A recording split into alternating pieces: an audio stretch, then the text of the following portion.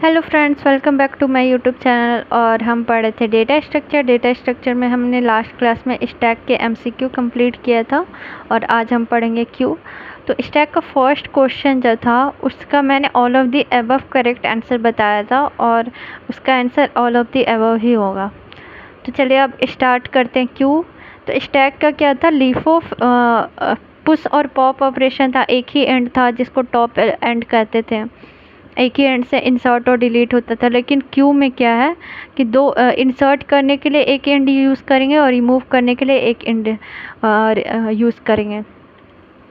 और इस ये जो है स्टैक जो है लास्ट इन फर्स्ट आउट पे काम करता था, जो लास्ट में इन होगा वो फर्स्ट आउट होगा क्योंकि एक ही एंड था। और क्यू जो है इसमें हम first in first out concept use करेंगे। जैसे कि फॉर एग्ज़ाम्पल हमने जो है असेंबली, जब भी हम स्कूल में पढ़े होंगे तो हम असेंबली में लाइन लगाते हैं। तो जो फर्स्ट लाइन में आता है, जैसे कि प्रेयर ख़त्म होने के बाद जो फर्स्ट लाइन में जो फर्स्ट रहता है वो फर्स्ट आउट होता है, मतलब पहले आउट होगा, क्लास में पहले जाएगा। और जो सबसे लाइन के जो सबसे लास्ट में रहता है वो सबसे लास्ट अपने क्लास में जाएगा। तो वही रूल फॉलो करता है कि जो फर्स्ट इन हुआ है वो फर्स्ट आउट होगा और जो लास्ट इन हुआ है वो लास्ट आउट होगा। तो फर्स्ट इन फर्स्ट आउट या लास्ट इन लास्ट आउट। तो ये कॉन्सेप्ट पे काम करता है। तो एक साइड से जैसे कि एक लाइन बन गया तो एक साइड से एंटर हो रहे हैं लोग और दूसरे साइड से एग्ज़िट हो रहे हैं। हाँ, इंटर और एग्ज़िट। फॉर एग्ज़ाम्पल लाइन है तो पीछे से जो है वो लाइन जो है में लोग ऐड होते जा रहे हैं और आगे से जो है स्टार्टिंग से लोग जो है रिमूव होते जा रहे हैं, मतलब अपने अपने क्लास में जाते जा रहे हैं। तो जो है फर्स्ट से रिमूव होगा और लास्ट से एंटर होगा। हाँ, तो एंटर जो होगा पीछे से होगा और जो है रिमूव जो होगा वो आगे से होगा, डिलीट जो है वो आगे से होगा। तो जैसे बैक है तो बैक में क्या होता है, इन क्यू एंटर होता है एलिमेंट। और फ्रंट से क्या होता है, फ्रंट से डिलीट होता है। जस्ट ये जो है सेम कॉन्सेप्ट है जो हम असेंबली में लाइन बनाते हैं और अपने क्लास में जाते हैं। तो असेंबली से जब हम क्लास के लिए लाइन बनाते हैं क्लास में जाने के लिए, तो पीछे से हम एंटर करते हैं, लाइन के पीछे से ही एंटर करते हैं हम लोग, बीच में नहीं घुसते हैं, आगे नहीं जाते हैं। और जब डिलीट होता है, जब हम क्लास में जाते हैं तो हम फर्स्ट से जाते हैं। जो फर्स्ट में जो स्टूडेंट रहेगा वो पहले जाएगा।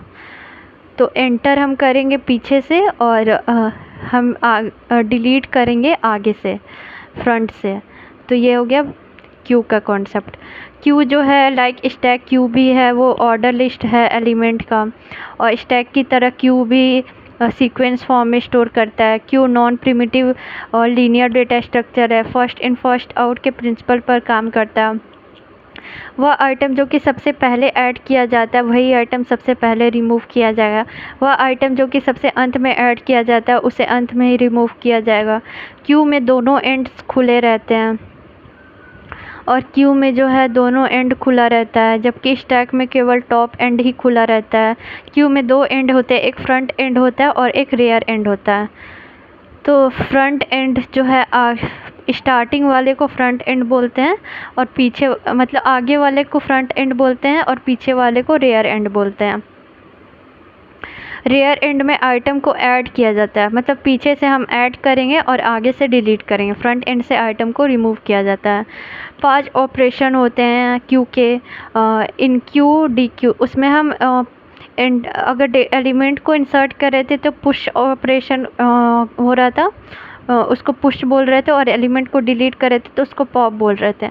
और यहाँ पे एलिमेंट को इंसर्ट कर रहे हैं तो इंटर करवा रहे हैं तो इन क्यू होगा, डिलीट करवा रहे हैं तो डी क्यू होगा। तो एन क्यू डी क्यू हो गया। पीक, बिना एलिमेंट को रिमूव किए उसकी वैल्यू जानना पीक होता है। इज एम्प्टी, चेक करेंगे कि स्टैक चेक करेंगे कि क्यू खाली है कि नहीं, तो इज एम्प्टी का यूज़ करेंगे। इज फुल, चेक करेंगे कि क्यू फुल है कि नहीं, तो इज फुल। तो लाइक स्टैक, इसमें भी 5 ऑपरेशन होते हैं, 3 तो सेम ही होगा, बस 2 जो है वहाँ पे पुश पॉप बोला जाता था, यहाँ पे एनक्यू डीक्यू बोला जाएगा। नेक्स्ट, एनक्यू क्या होता है? जब हम क्यू में किसी आइटम या एलिमेंट को ऐड करते हैं तो उस ऑपरेशन को एनक्यू कहते हैं। डीक्यू क्या होता है? जब हम क्यू में किसी आइटम को डिलीट कर देते हैं तो उस ऑपरेशन को डीक्यू ऑपरेशन कहते हैं। पीक क्या होगा? इस ऑपरेशन का प्रयोग क्यू के फ्रंट एलिमेंट को प्राप्त करने के लिए किया जाता है और इसमें एलिमेंट को डिलीट नहीं किया जाता है। इज एम्प्टी क्या होगा? इसका प्रयोग यह चेक करने के लिए किया जाता है कि क्यू खाली है या नहीं। जब क्यू खाली होता है तो अंडरफ्लो कंडीशन को थ्रो करता है। इसका प्रयोग यह चेक करने के लिए किया जाता है कि क्यू पूरी तरह से फुल है या नहीं। जब क्यू पूरी तरह से फुल होता है तो यह ओवरफ्लो कंडीशन को थ्रो करता है। अब एप्लीकेशन क्या है? तो हमने स्टैक में क्या पढ़ा था? एक्सप्रेशन इवैल्यूएट करता है और फॉरवर्ड बैकवर्ड में यूज़ होता है, अंडू रीडू में यूज़ होता है, बैक ट्रैकिंग के लिए यूज़ होता है, मेमोरी मैनेजमेंट के लिए यूज़ होता है और डिस्क शेड्यूलिंग, सीपीयू शेड्यूलिंग में यूज़ होता है। तो क्यू का यूज़ भी हम डिस्क शेड्यूलिंग और सीपीयू शेड्यूलिंग में यूज़ करते हैं और इसका यूज़ हम सिंक्रोनाइजेशन के लिए भी करते हैं, इंटरप्ट को हैंडल करने के लिए भी करते हैं। मीडिया प्लेयर में सॉन्ग को एक ऑर्डर में ऐड तथा रिमूव करने के लिए भी करते हैं। सॉन्ग को एक ऑर्डर में मतलब ऐड और रिमूव करने के लिए करते हैं। तो मेनली इसका 4 ऑपरेशन है। कौन कौन सा? एक तो सेम है, डिस्क शेड्यूलिंग और सीपीयू शेड्यूलिंग। दूसरा है इम्पॉर्टेंट कि सॉन्ग को एक ऑर्डर से ऐड और दूसरे से रिमूव करने के लिए करते हैं। तीसरा है सिंक्रोनाइजेशन और चौथा है इंटरप्ट को हैंडल करने के लिए। क्यू जो है इम्प्लीमेंट हो सकता है स्टैक, एरे का तो था ही कि एरे स्टैक और क्यू को इम्प्लीमेंट करने के लिए यूज़ करते हैं। तो एरे हो गया, फिर लिंक लिस्ट हो गया, उसके बाद स्टैक का भी यूज़ करते हैं हम क्यू को इंसर्ट करने के लिए। फिर ब्रेथ फर्स्ट सर्च का भी यूज़ करते हैं और radix sort, phone number sorting जैसे हो गया।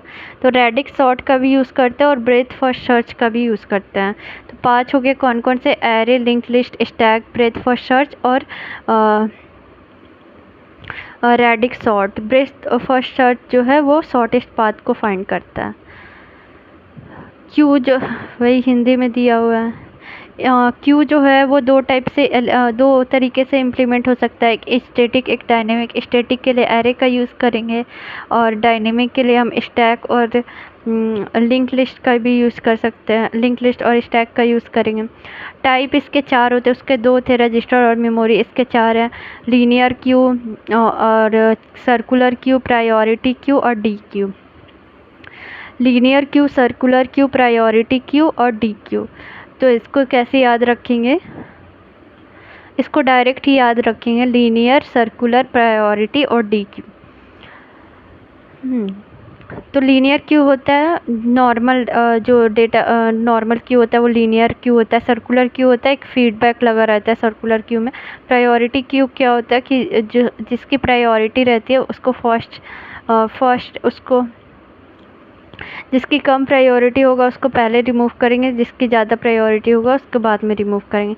डी क्यू क्या होता है? डबल एंडेड क्यू होता है, मतलब दोनों तरीके से दोनों तरफ से हम ऐड और इंसर्ट कर सकते हैं।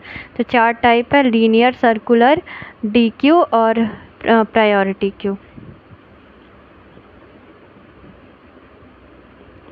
लीनियर क्यू क्या होता है? इसमें इंसर्शन को इंसर्ट करते हैं एक एंड से और दूसरे एंड से डिलीट करते हैं।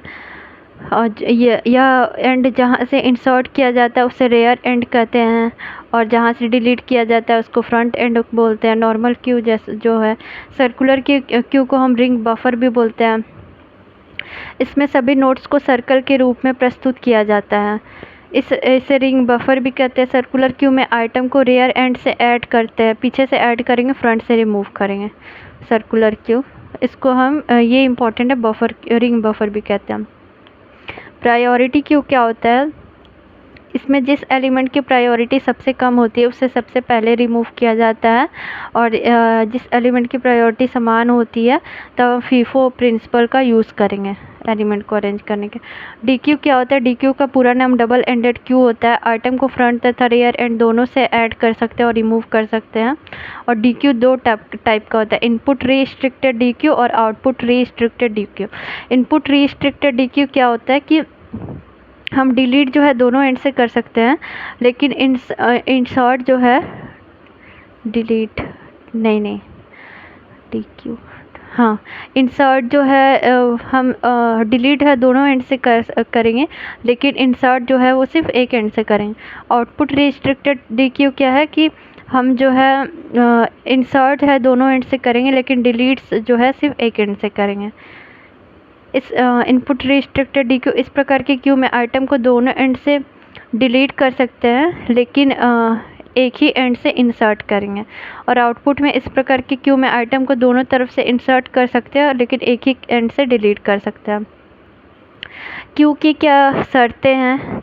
अगर क्यू है जो है एम्प्टी है तो क्या रहेगा? फ्रंट और रियर जो है वो -1 रहेगा।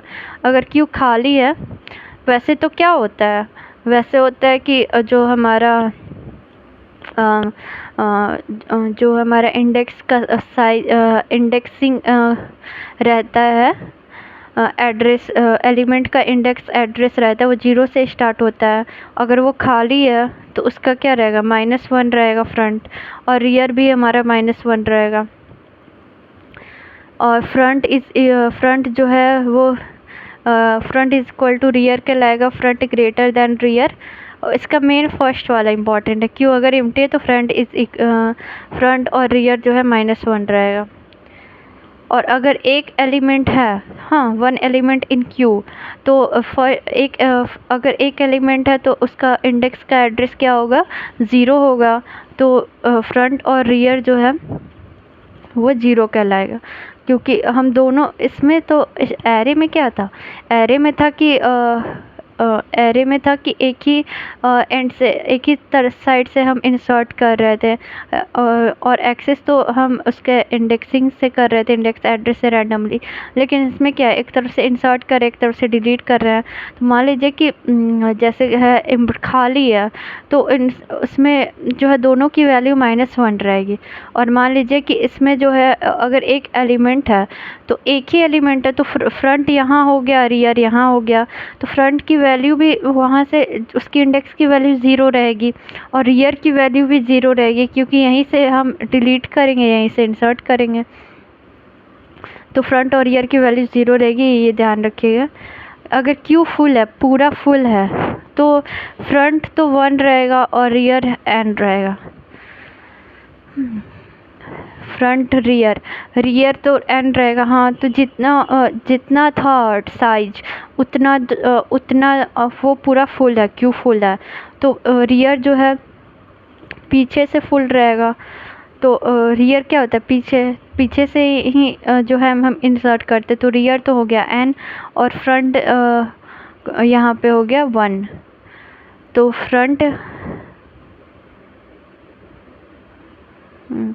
फ्रंट हो गया 1, रियर हो गया n। तो और फ्रंट इज इक्वल टू होता है रियर +1। तो क्यू में है, अगर front is equal to rear, queue में है 1 एलिमेंट। अगर क्यू में एक एलिमेंट होगा, हाँ, क्यू में एक एलिमेंट होगा तो front is equal to rear होगा। कैसे? क्योंकि फ्रंट की भी 0 इंडेक्सिंग रहेगी, रियर की भी 0 इंडेक्सिंग रहेगी, तो front is equal to rear. और इसमें भी क्यू एम्प्टी है तो दोनों की वैल्यू जो है फ्रंट की भी -1 होगी, रियर की भी -1 होगी, तो front is equal to rear होगा। और क्यू अगर फुल होगा तो front is equal to rear +1 होगा, फ्रंट की वैल्यू रियर +1 होगी। इसमें जो है फ्रंट की वैल्यू 1 होगी और रियर की वैल्यू n होगी।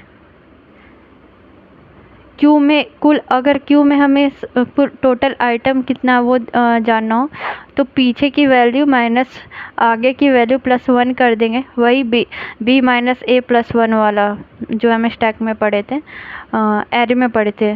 तो ए जो है पहला की पीछे की वैल्यू माइनस पहले वैल्यू प्लस 1, तो रियर माइनस फ्रंट प्लस 1।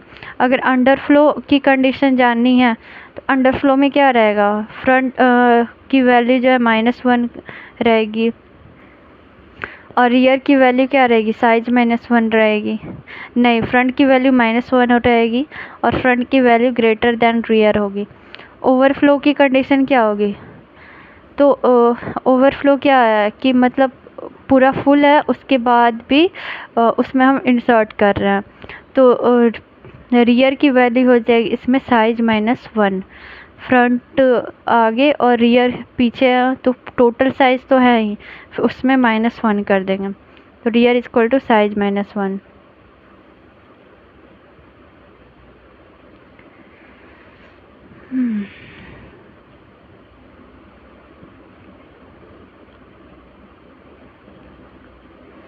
तो ये है फ्रंट क्यू अगर भरा हुआ है तो front equal to 1, rear equal to n, front equal to rear plus 1, front equal to null. अगर क्यू खाली है तो front equal to rear, queue में एक तत्व है तो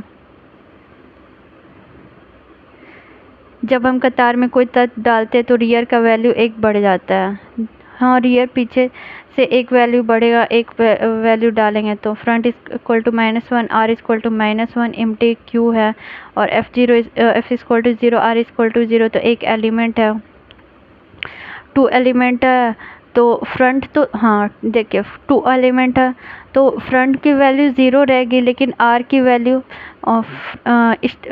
आर की वैल्यू जो है रियर की वैल्यू पीछे से 1 हो जाएगी, क्योंकि ऐसे इंसर्ट हम करते हैं 0 से और डिलीट हम करते हैं फ्रंट से और इंसर्ट करते हैं पीछे से। तो जो इसकी वैल्यू जब हम देखेंगे तो ये देखिए, ये फ्रंट स्टार्टिंग, ये फ्रंट है और ये क्यू है, तो इसकी वैल्यू 0 है, इसकी वैल्यू 1 है, तो फ्रंट 0 हो गया, रियर 1 हो गया। 3 एलिमेंट क्यू तो फ्रंट 0 होगा और रियर की वैल्यू 2 होगी। पीछे से हम इंसर्ट कर रहे हैं ना, पीछे से इंसर्ट कर रहे हैं और आगे से डिलीट करेंगे, लेकिन जब इंडेक्स की एड्रेसिंग करेंगे तो ये 0 होगा, ये 2 होगा, 0 1 2। अगर 20 को डिलीट करना है, delete 20, front equal to 1, R equal to 2।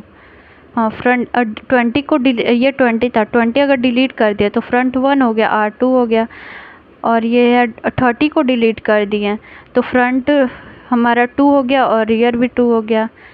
तो फ्रेंड्स, ये था हमारा आज का क्लास जिसमें हमने क्यू पढ़ा, क्यू क्या होता है, कितने उसके टाइप होते हैं, उसका एप्लीकेशन क्या होता है। उम्मीद है आपको वीडियो पसंद आई होगी। तो मिलते हैं हम नेक्स्ट क्लास में, तब तक के लिए इजाज़त दीजिए, धन्यवाद।